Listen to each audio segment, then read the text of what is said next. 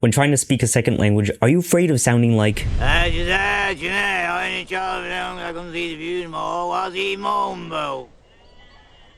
Right. Well, you're not alone.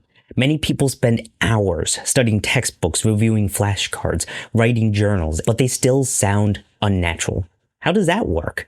Well, in the world of music, that's like learning how to read the notes, but never picking up an instrument. Okay, so I just have to start speaking, right? Not so fast. If it were that easy, everyone would have a perfect accent.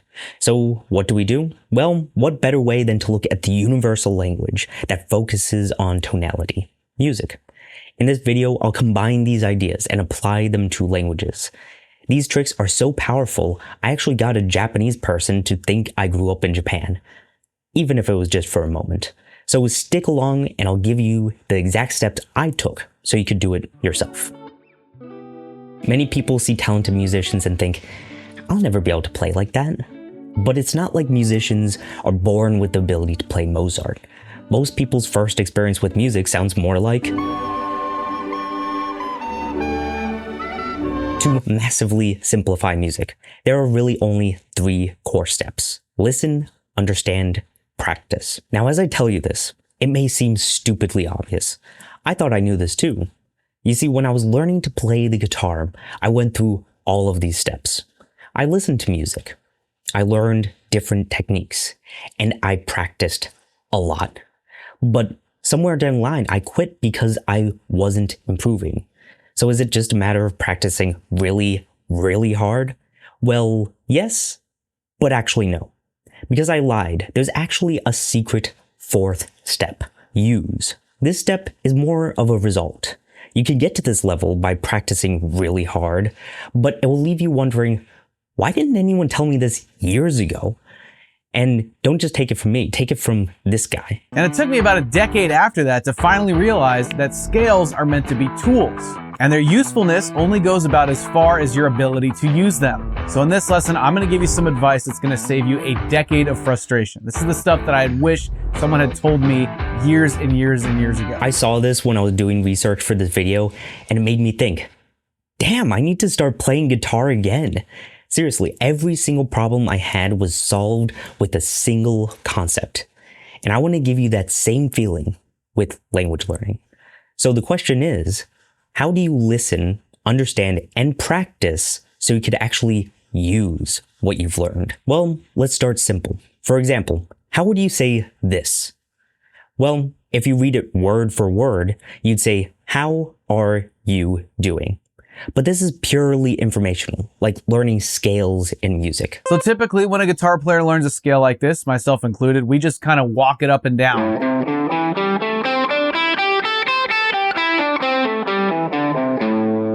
But that in itself isn't musical. It's just conveying information. Those words, how are you doing, are just the information. What we want is to sound natural.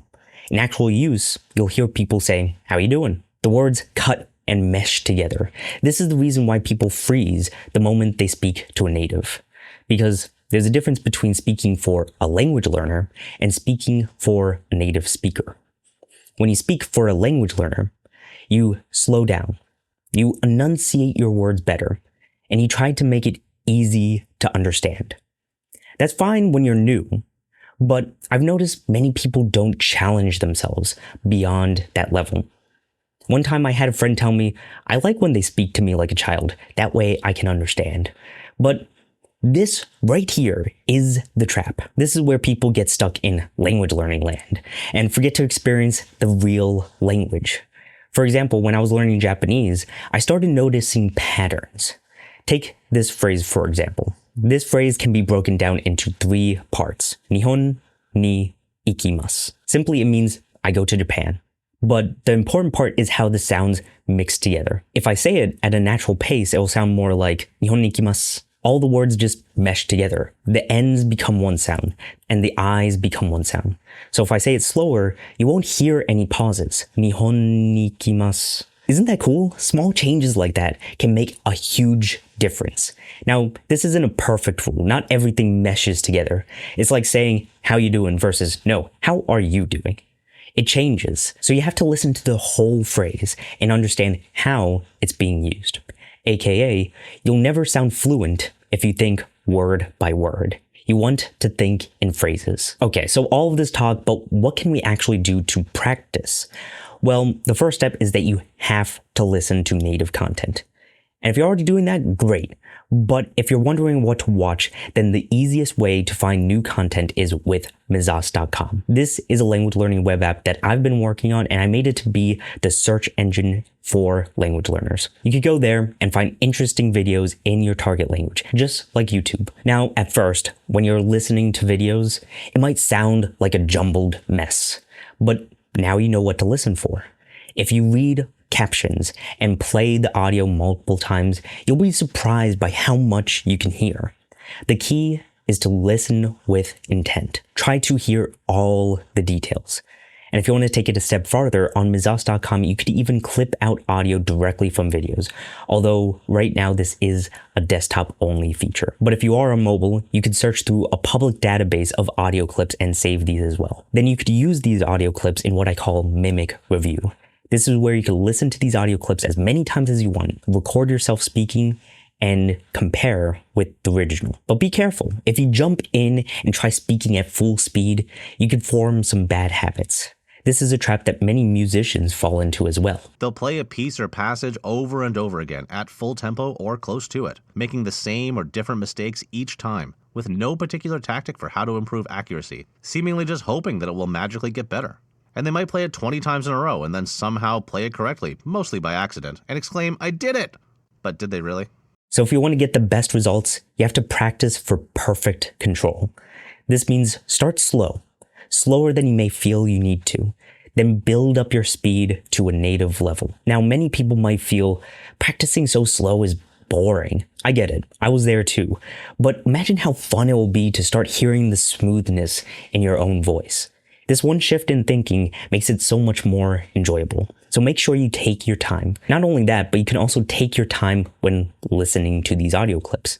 The Mimic tool also has a speed changer to allow you to slow down the audio so you can hear all the details. From here, it's just going through the steps.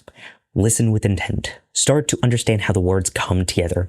Then practice until you could use it yourself. And don't forget, the goal is for perfect control. Control it slow and then speed up until you reach a natural pace. If you speed up too fast and lose control, don't worry.